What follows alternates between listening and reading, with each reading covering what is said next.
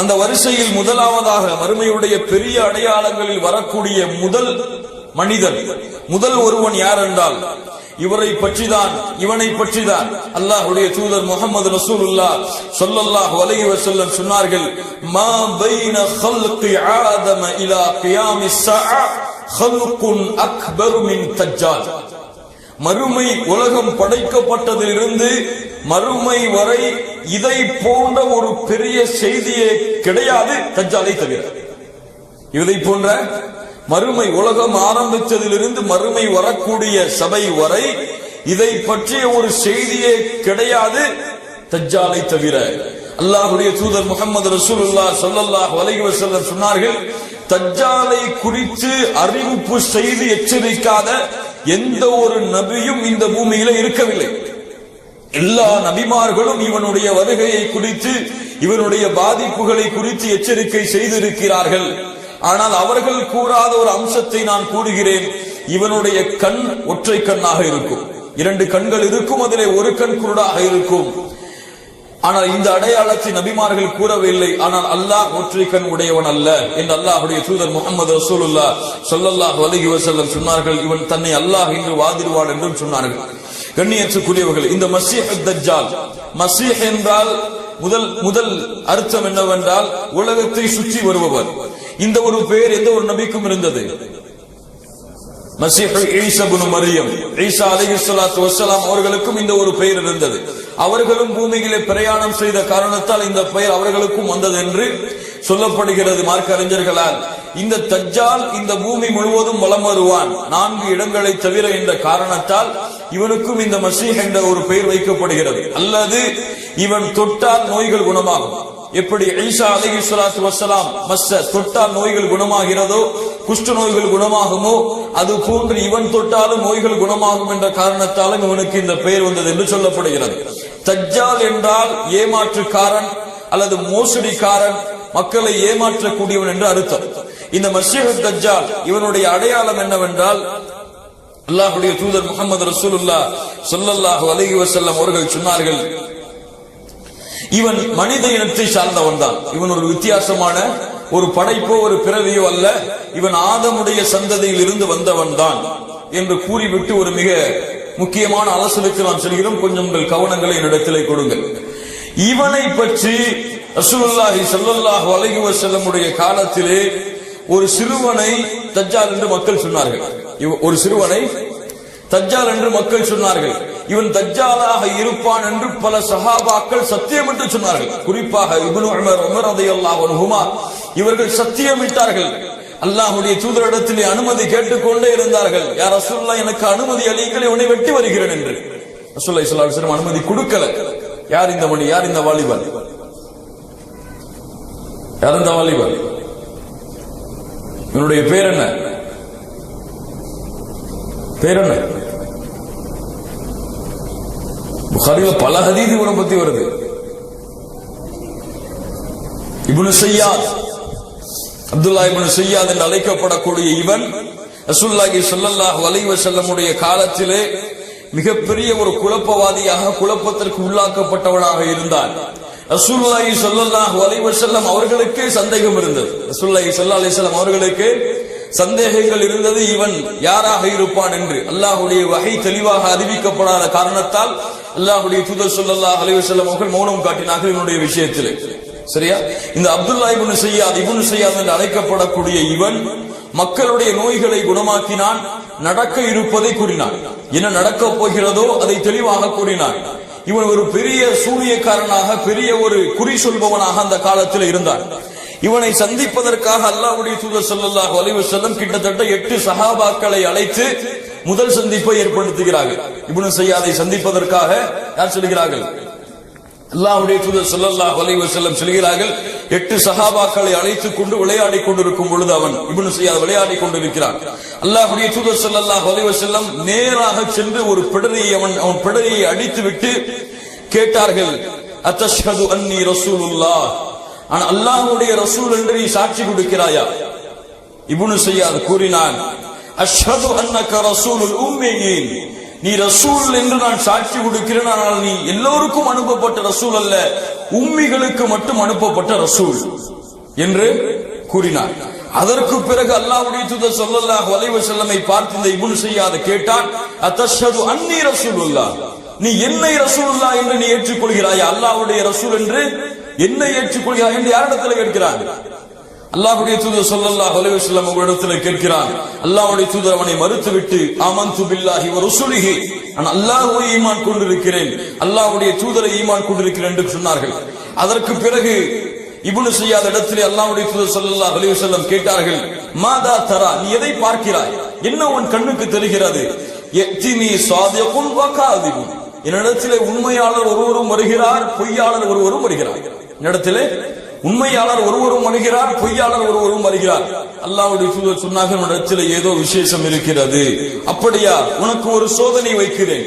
என் உள்ளத்திலே ஒரு விஷயத்தை நான் மறைத்துக் கொள்கிறேன், அதை நீ கூறிவிடு. என் உள்ளத்திலே ஒரு விஷயத்தை நான் மறைத்து வைத்திருக்கிறேன், அதை நீ சொல் என்று சொன்ன மாத்திரத்திலேயே அல்லாஹ்வுடைய தூதர் முஹம்மது ரசூலுல்லாஹ் ஸல்லல்லாஹு அலைஹி வஸல்லம் உள்ளத்திலே வைத்திருந்ததை சொல்லிவிட்டான். ரசூலுல்லாஹி ஸல்லல்லாஹு அலைஹி வஸல்லம் துகான் பி துகானி முபீன் என்று வரக்கூடிய குர்ஆன் வசனத்திலே துகான் என்ற வார்த்தையை மனதிலே வைத்திருந்தார்கள். இவன் துக் என்று சொல்லிவிட்டான்.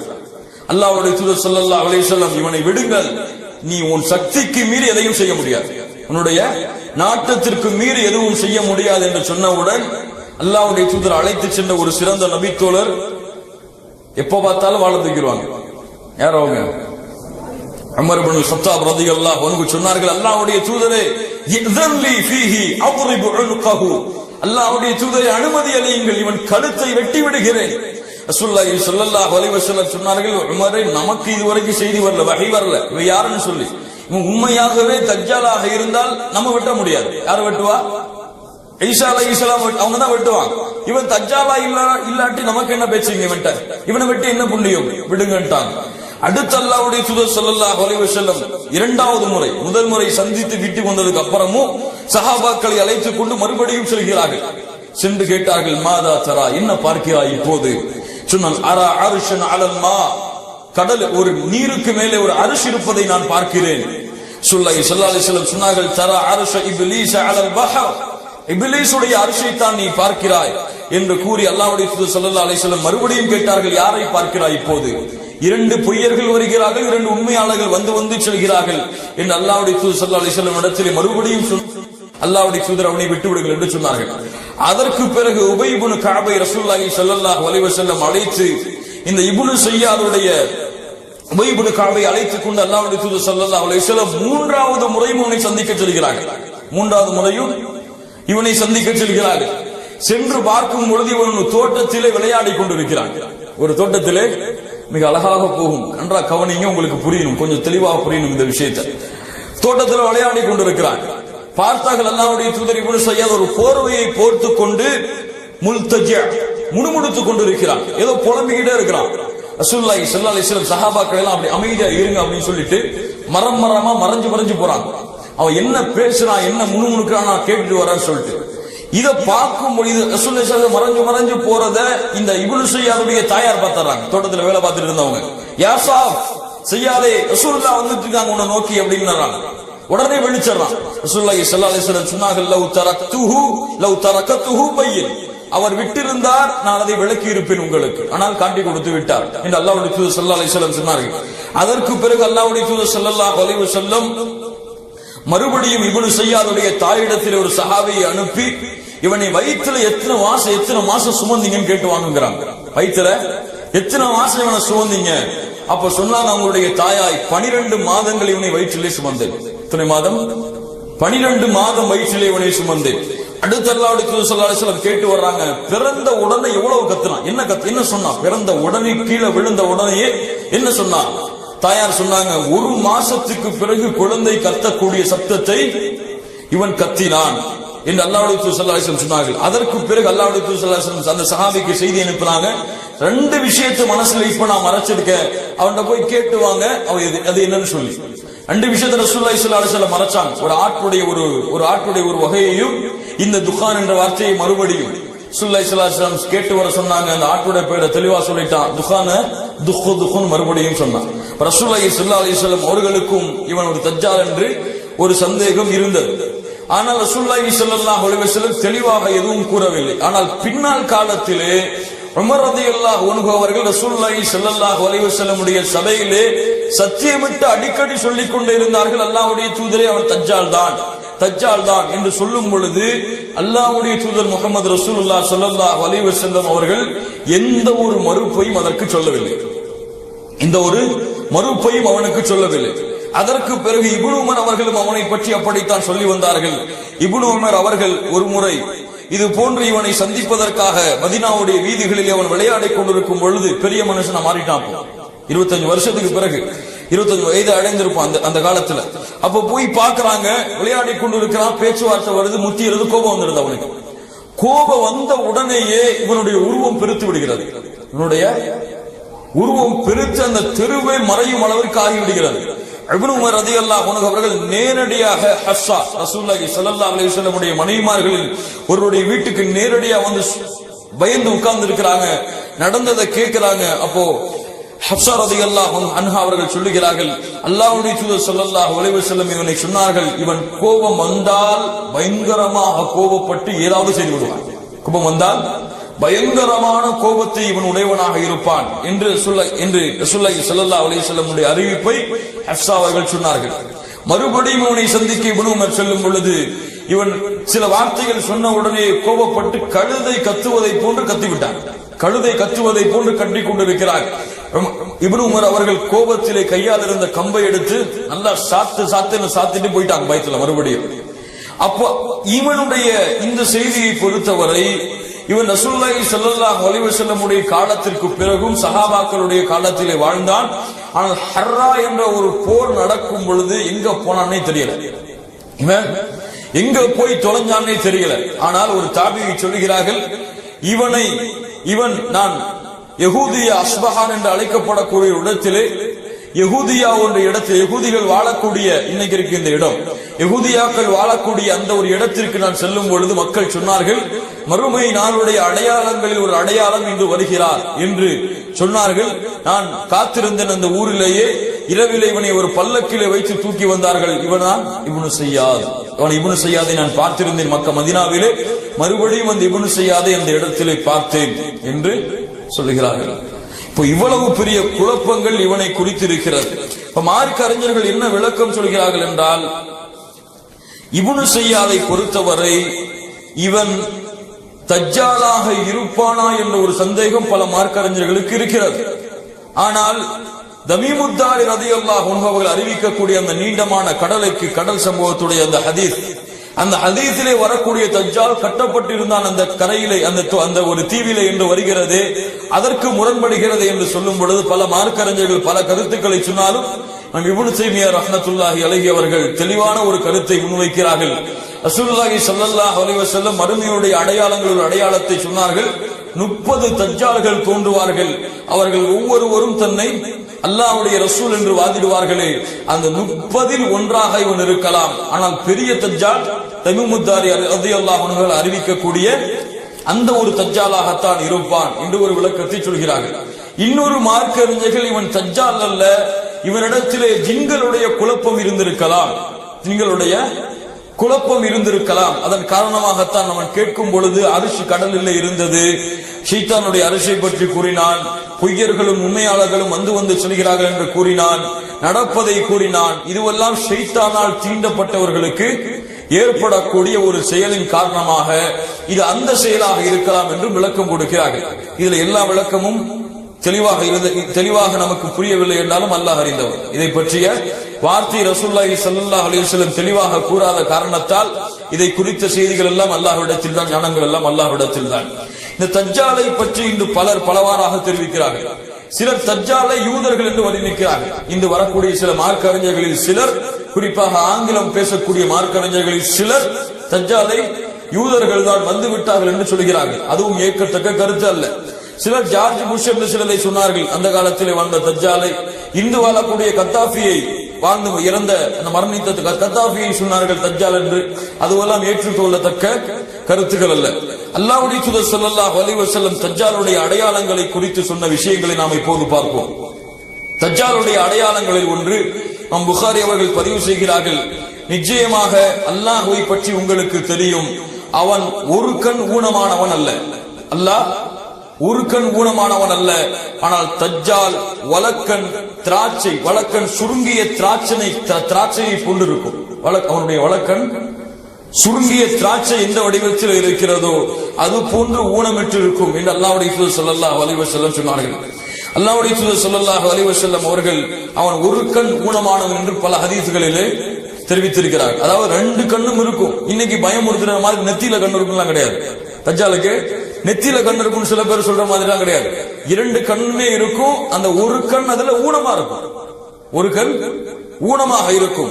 அடுத்து அல்லாஹ்வுடைய தூதர் ஸல்லல்லாஹு அலைஹி வஸல்லம் சொன்னார்கள், இமாம் புகாரி அவர்கள் பதிவு செய்கிறார்கள், தஜ்ஜாலுடைய இரு கண்களுக்கிடையே காஃபிர் என்று தெளிவாக எழுதியிருக்கும். தஜ்ஜாலுடைய இரு கண்களுக்கிடையே காஃபிர் என்று தெளிவாக எழுதியிருக்கும். ஸல்லல்லாஹு அலைஹி வஸல்லம் சொன்னார்கள், எழுத படிக்க தெரியாத எல்லா மூமின்களும், எழுத தெரிந்த எழுத படிக்க தெரியாத எல்லா மூமின்களும் அதை வாசிப்பார்கள் என்று அல்லாஹ்வுடைய தூதர் ஸல்லல்லாஹு அலைஹி வஸல்லம் சொன்னார்கள். அதற்கு பிறகு அல்லாஹ்வுடைய தூதர் ஸல்லல்லாஹு அலைஹி வஸல்லம் சொன்னார்கள், இமாம் முஸ்லிம் அவர்கள் பதிவு செய்கிறார்கள், அவனுடைய ஒரு கண் மூக்கை, அவனுடைய ஒரு கண்ணின் மூக்கை ஒட்டிய ஓரத்தில் கடினமான ஒரு சதை கட்டி தென்படும், கடினமான ஒரு சதை கட்டி தென்படும் என்று அல்லாஹ்வுடைய தூதர் ஸல்லல்லாஹு அலைஹி வஸல்லம் சொன்னார்கள். இன்னும் பல அவன் சிவந்த நிறமுடையவனாக இருப்பான், வெள்ளை கலந்த சிவந்த வெள்ளை கலந்த சிவந்த நிறமுடையவராக இருப்பான் என்று அல்லாஹ்வுடைய தூதர் ஸல்லல்லாஹு அலைஹி வஸல்லம் அவர்கள் சொன்னார்கள். இப்போ தமீமுத்தாரி அறிவிக்கக்கூடிய ஹதீஸை நாம் இப்போது பார்ப்போம். ஸல்லல்லாஹு அலைஹி வஸல்லம் அவர்கள் ஒரு முறை சொன்னார்கள், அஸ்ஸலாத்துல் ஜாமிஆ, தொழுகைக்கு நீங்கள் விரைந்து ஜமாஅத்துடைய தொழுகைக்கு வாருங்கள். அதாவது ஃபர்தான தொழுகை இல்லை, இது விசேஷமான ஒரு தொழுகை, ஜமாஅத்துடைய தொழுகைக்கு நீங்கள் விரைந்து வாருங்கள் என்று அல்லாஹ்வுடைய தூதர் ஸல்லல்லாஹு அலைஹி வஸல்லம் அறிவிப்பதை செவியுற்று நான் பள்ளிவாசலுக்கு சென்றேன். ரசூலுல்லாஹி ஸல்லல்லாஹு அலைஹி வஸல்லமோடு தொழுது முடித்ததும் நபி ஸல்லல்லாஹு அலைஹி வஸல்லம் சிரித்துக் கொண்டு மிம்பரில் அமர்ந்திருந்தார்கள். ஒவ்வொருவரும் தொழுத இடத்திலே அமர்ந்திருந்தார்கள். ரசூலுல்லாஹி ஸல்லல்லாஹு அலைஹி வஸல்லம் அவர்கள், நான் உங்களை ஏன் கூட்டினேன் என்பதை நீங்கள் அறிவீர்களா என்று கேட்டார்கள். இப்ப சஹாபாக்கள் சொன்னாங்க, அல்லாஹு வ ரசூலுஹு அஅலம், அல்லாஹ்வும் அல்லாஹ்வுடைய தூதரும் தான் நன்கு அறிந்தவர்கள். அப்போது சொன்னார்கள், அச்சமூட்டவோ ஆர்வமூட்டவோ உங்களை நான் கூட்டவில்லை. தமீமுத்தாரி அவர்கள் கிறிஸ்தவராக இருந்தார், அவர் இஸ்லாத்தை ஏற்றுக்கொண்டார். தஜ்ஜால் பற்றி நான் உங்களுக்கு கூறி வந்ததற்கேற்ப அவர் ஒரு செய்தியை என்னிடத்திலே கூறினார். அவர் என்ன சொன்னார் என்றால், லக்கும் சுகாம் ஆகிய கோத்திரத்தை சேர்ந்த 30 நபர்களோடு நான் கடலிலே பயணமானேன். ஒரு மாதம் அலைகளால் நாங்கள் அலக்கடிக்கப்பட்டோம். ஒரு மாதம் கடல் அலைகளால் நாங்கள் அலக்கடிக்கப்பட்டுக் கொண்டிருந்தோம். சூரியன் மறையும் நேரத்தில் ஒரு தீபகற்பத்திலே நாங்கள் ஒதுங்கினோம். நல்ல கவனமா கேளுங்க, இதுல இருந்தான் கேள்வி வரும் அதிகமா. தீபகற்பத்திலே நாங்கள் ஒதுங்கினோம். சிறு கப்பலில் ஏறி தீபகற்பத்தை நுழைந்தோம். அந்த வேறொரு கப்பல்ல ஏறி தீபகற்பத்தை நாங்கள் அடைஞ்சிட்டோம். அப்போது அதிகமான மயிர்களை கொண்ட ஒரு பிராணி எங்களை எதிர்கொண்டது, எங்களை அழைத்தது. அதிகமான மயிர்கள் இருந்ததால் அப்பிராணியின் மலப்பாதை எது, சிறுநீர் பாதை எது என்று எங்களுக்கு அடையாளம் தெரிய முடியாத அளவுக்கு அதிகமான மயிர்கள் அந்த விலங்கினத்திற்கு இருந்தது. அப்போது நான் உனக்கு கேடு உண்டாகட்டும், நீ என்ன பிராணி என்று கேட்டோம். அப்போது நான் ஜஷஷா என்ற பிராணி கூறியது, நீங்கள் இந்த மடத்தில் உள்ள மனிதனிடம் செல்லுங்கள், அவர் உங்களை பற்றி அறிவதில் மிக ஆர்வமுடையவராக இருக்கிறார் என்று கூறி அனுப்பியது. அப்போது நாங்கள் வேகமா போய் அந்த மடாலயத்தை அறிஞ்சோம். அப்போ ஒரு பருமனான ஒரு மனிதனை பார்த்தோம், நல்ல குண்டா ஒரு மனிதன். அவனை போன்ற ஒரு படைப்பை இதுவரை நாங்கள் பார்த்ததே இல்லை. அவனுடைய கரண்டை கால்களும் முட்டுக்கால்களும் இரும்பினால் கட்டப்பட்டிருந்தது. கரண்டை கால்களும் முட்டுக்கால்களும் இரும்பினால் கட்டப்பட்டிருந்தது. கழுத்துடன் தலை சேர்ந்து கட்டப்பட்டிருந்தான். உனக்கு கேடு உண்டாகட்டும், ஏன் இந்த நிலை என்று கேட்டோம். அப்போது அந்த மனிதன், என்னை பற்றி அறிய சக்தி பெற்று விட்டீர்கள், எனவே நீங்கள் யார் என்று கேட்டான். நான் அரபியர்கள் என்று கூறியவுடன் நாங்க எப்படி வந்தோம்னு சொல்றோம். அப்ப இந்த விலங்கினம் எங்களை பார்த்துச்சு, உங்கள்ட்ட அனுப்பிச்சோம் நாங்க சொன்னோம். யார் அறிவிக்கிறார்? தமீமுத்தாரி சொல்லிக்கிட்டே வராங்க. சொல்ல அப்படி சொல்றாங்க. அப்போ சொன்னா, பைசான் என்ற இடத்தில் பேரிச்ச மரங்கள் பலன் தருகின்றனவா? அவன் கேட்ட முதல் கேள்வி. அப்போது சொன்னார்கள், ஆம் பலன் தருகிறது. அப்ப சொன்னா தஜ்ஜால், விரைவில் அங்குள்ள மரங்கள் பயனளிக்காமல் போகும், விரைவில் அங்குள்ள மரங்கள் பயனளிக்காமல் போகும். தபர்ரியா என்ற ஏரியை பற்றி எனக்கு கூறுங்கள் என்று இரண்டாவது கேள்வி கேட்கிறான். அப்போது அதில் தண்ணீர் உள்ளதா என்று கேட்டான். அதில் அதிகமான தண்ணீர் உள்ளது என்று நாங்கள் கூறினோம். அதற்கு அவன் விரைவில் அந்த தண்ணீர் வற்றும் என்று கூறினான். அதற்கு பிறகு கேட்டான், சுக்கூர் என்ற நீரூற்றில் தண்ணீர் உள்ளதா? அப்போது சொன்னோம், தண்ணீரால் மக்கள் விவசாயம் செய்கிறார்களா என்று கேட்டான். அதற்கு நாங்கள் ஆம் என்றோம். தண்ணீர் அதிகமாகவே உள்ளது, அதில் விவசாயம் செய்கிறார்கள் என்றோம். அதற்கு பிறகு அவன் கேட்டான், உம்மி சமூகத்தில் தோன்றக்கூடிய நபியின் நிலை என்ன என்று கேட்கும் பொழுது, அவர் தோன்றிவிட்டாரா, அவர் மக்காவில் இருந்து மதீனாவிற்கு வந்து விட்டாரா என்று கேட்டான். நாங்கள் ஆம் என்றோம். அரபுகள் அவருடன் போர் செய்தார்களா என்று கேட்டான். நாங்கள் ஆம் என்றோம். அதற்கு பிறகு நீங்கள் அவருக்கு கட்டுப்படுவதே நல்லது என்று கூறினான்.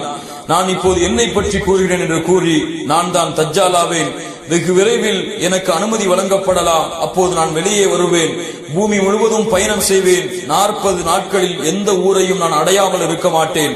ஆயினும் மக்கா மதீனா ஆகிய இரு ஊர்களை தவிர அவ்விரு ஊர்களிலும் எனக்கு விளக்கப்பட்டுள்ளன. நான் நுழையும் போதெல்லாம் ஒரு மலக்கு தன்னிடத்தில் இருக்கக்கூடிய வாளை வைத்துக் கொண்டு என்னை விரட்டி கொண்டே இருப்பார். இரு ஊரிலும் என்னால் நுழைய முடியாது என்று கூறி அல்லாஹ்வுடைய தூதர் ஸல்லல்லாஹு அலைஹி வஸல்லம் இடத்திலே இந்த சம்பவத்தை கூறுகிறார்கள். அதற்கு பிறகு ரசூலுல்லாஹி ஸல்லல்லாஹு அலைஹி வஸல்லம் தன்னுடைய கைத்தடியால் சொல்லிக் கொண்ட ரசூலுல்லாஹ் மிம்பர்ல தட்டுறாங்க, இது மதீனா தைபா தூய நகரம், இது தைபா தூய நகரம், இது தைபா என்று கூறிவிட்டு, இதே விஷயத்தை முன்பே நான் உங்களிடம் கூறியிருக்கிறேன் அல்லவா என்று மக்களிடத்திலே கேட்டார்கள். மக்கள் ஆம் என்று சொன்னார்கள். அறிந்து கொள்க, நிச்சயமாக அவன் ஷாம் நாட்டின் கடல் பகுதியில் இருக்கிறான், அவன் யமன் நாட்டில் கடல் பகுதியில் இருக்கிறான், இல்லை இல்லை அவன் கிழக்கு திசையில் இருக்கிறான் என்று 3 முறை அல்லாஹ்வுடைய தூதர் ஸல்லல்லாஹு அலைஹி வஸல்லம் கூறினார். இந்த அறிவிப்பு இதோடு முடியுது.